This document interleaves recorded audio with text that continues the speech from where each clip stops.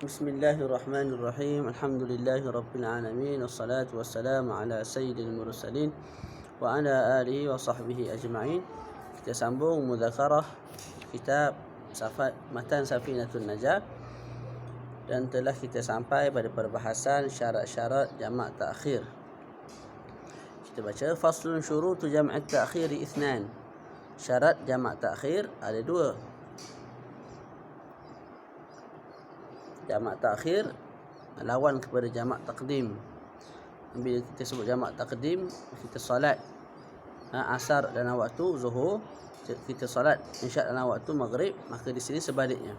Kita solat asar, kita solat zuhur dalam waktu asar, solat maghrib dalam waktu isyak.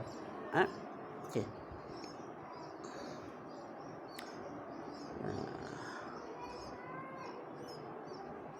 Jamak takhir ini sama ada disebabkan safar ataupun disebabkan sakit. Tapi tidak disebabkan hujan. Hujan kita boleh jamak takdim sahaja. Jamak takhir tak boleh. Tapi kalau sakit tak. Ataupun kita safar, kita boleh jamak takdim ataupun jamak takhir. Okey. Kita baca pertama, niyatut ta'khiri wa qad baqiya min waqtil ula ma yas'uha. Niat untuk mentakhirkan salat zuhur ke dalam waktu asar. Niat untuk mentakhirkan, melambatkan, menangguhkan salat maghrib dalam waktu isyak. Wa qad baqiya min waqtil ula ma yas'uha. Sedangkan masih berbaki daripada waktu pertama iaitu zuhur ataupun maghrib,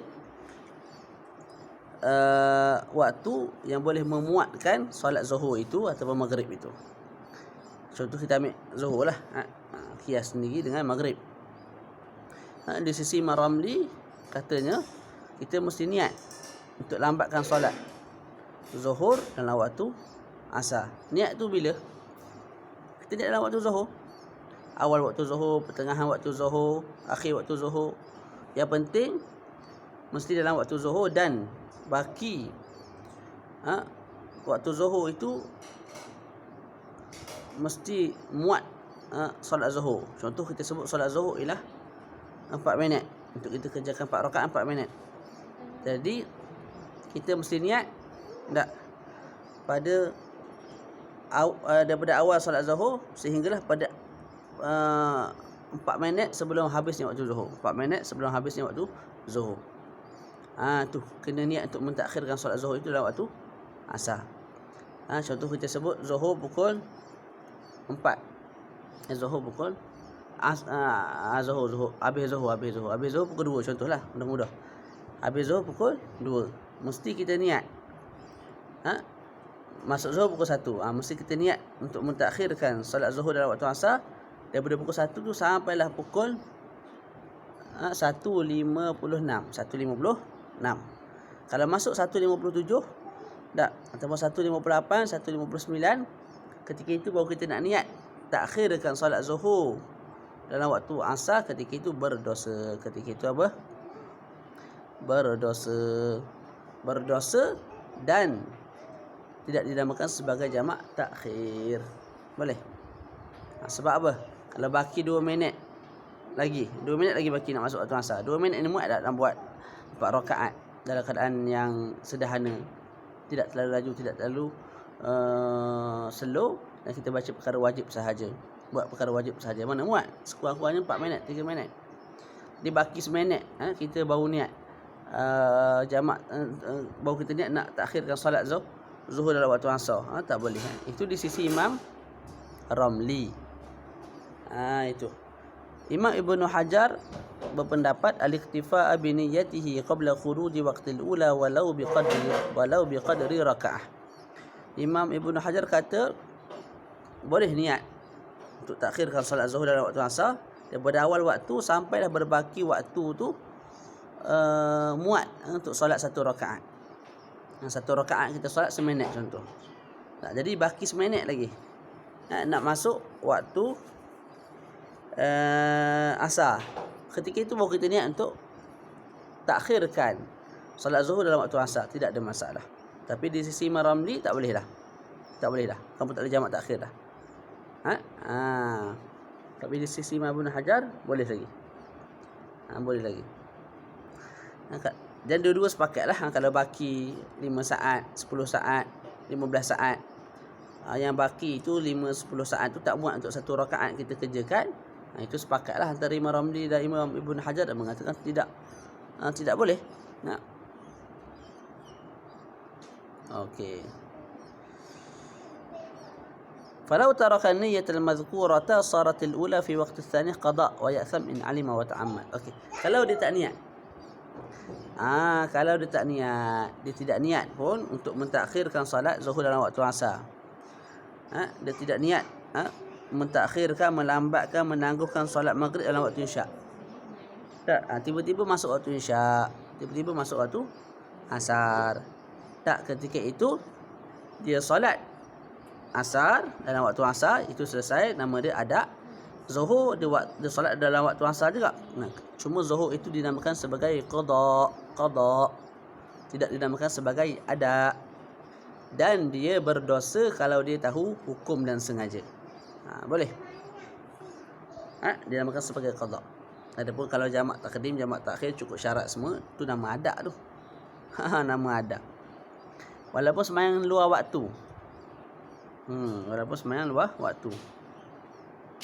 Begitu. Sebab kita dalam jamak, contohnya jamak takhir, zuhur tu dah habis waktu dah.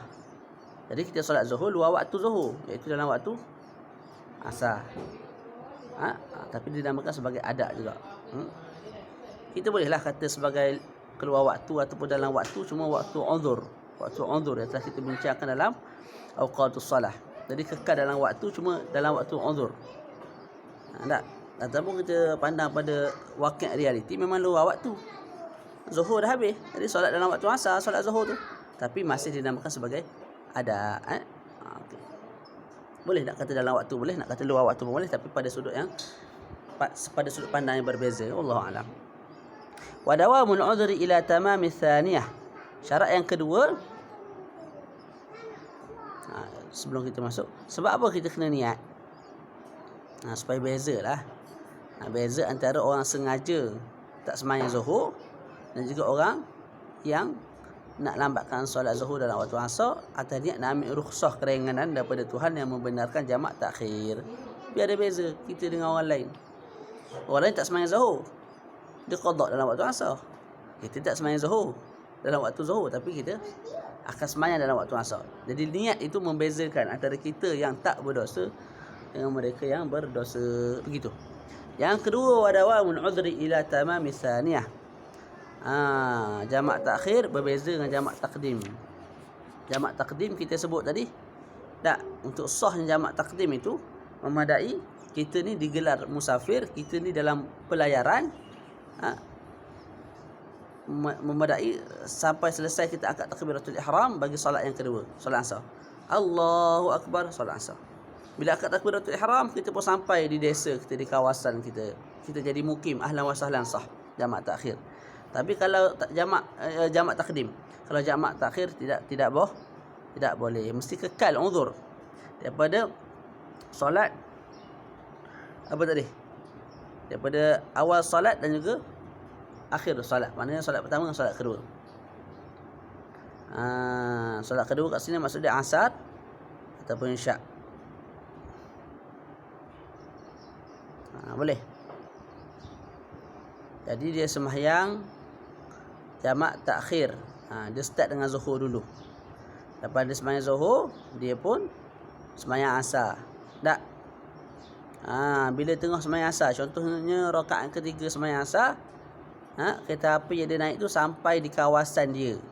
Jadinya dia tidak dianggap sebagai musafir lagi. Dia dah dianggap sebagai mukim. Tak. Ketika itu kita sebut solat zuhur yang kamu kerjakan dalam waktu asar, itu nama dia qada. Solat maghrib yang kamu kerjakan dalam waktu isyak, nama dia qada. Nama dia qada. Berdosa tak berdosa? Boleh.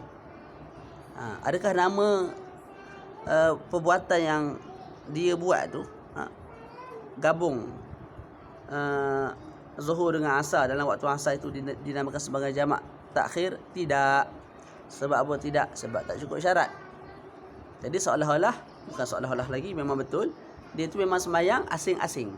Asing-asing. Asar memang dalam waktu ahlan wasalan, nama dia ada.